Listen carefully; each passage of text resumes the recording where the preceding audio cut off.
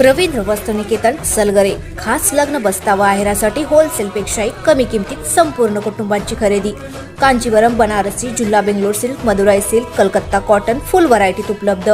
सूट व इंडो शेरवानी, हळदीसाठी kurta, safari, branded shirt, पॅन्टचे खास कलेक्शन, असंख्य व्हरायटीसह 51% भरघोस डिस्काउंट। जादा झालेला माल परत घेऊन पैसे परत। त्वरा करा, आजच भेट द्या रवींद्र वस्त्रनिकेतन सलगरे।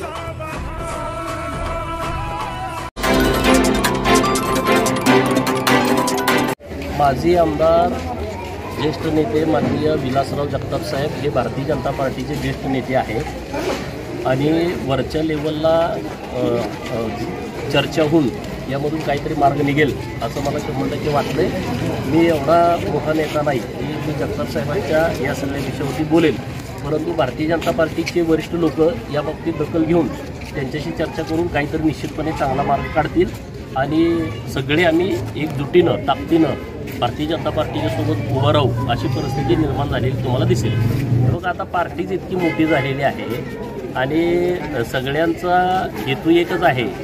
पंढरपूरच्या वारीला जाताना मार्ग वेगवेगळे असतात, अनेक रस्त्यानं लोक चालत असतात, पण त्यांचं सगळ्यांचं ध्येय एकच असते की विठ्ठलाचं दर्शन घेणं। अशा पद्धतीनं काही बैठका झाल्या असतील तर त्यामध्ये काय एवढा त्याचा इश्यू करण्याची आवश्यकता नाही।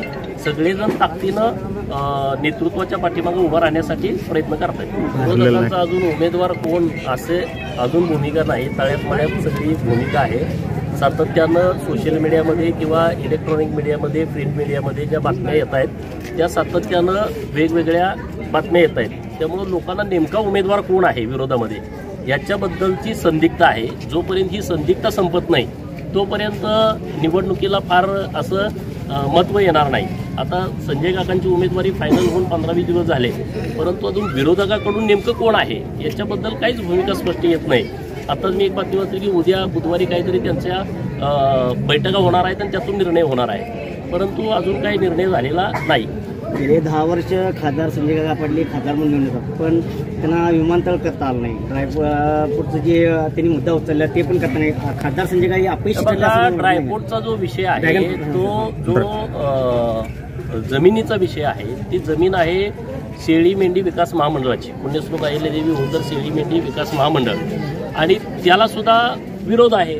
धनगर समाजाच्या सगळ्या लोकांनी विरोध केला की बाबांनो ही जागा शेळी मेंढी महामंडळाची आहे तर ते तिकडे देऊ नये। तर असे काही इश्यू आहेत तर ते इश्यू या 5 वर्षात निश्चितपणे विमानतळ असेल, विमानतळाचा विषय आपल्या एक 60 किलोमीटर विमानतळाचं काम जोरात आहे, पण कोल्हापूरचं विमानतळ अजून अद्यापही म्हणजे हे प्रोसिजर नाहीच आहे। बघा, कोल्हापूरच्या विमानतळाचा विषय सुद्धा आता मार्गी लावला आहे। कोल्हापूरचा आपला जिल्ह्याचा विषय आहे, तर त्या विषयामध्ये सुद्धा आम्ही सगळेजण ताकदीनं प्रयत्न करतोय की जेणेकरून हे विमानतळ आपल्यासाठी लवकर उपलब्ध होईल। तर आम्ही सगळेच प्रयत्न करतोय आता, तर या 5 वर्षात आम्ही तो विषय मार्गी लावू। Press the bell icon on the YouTube and never miss another update.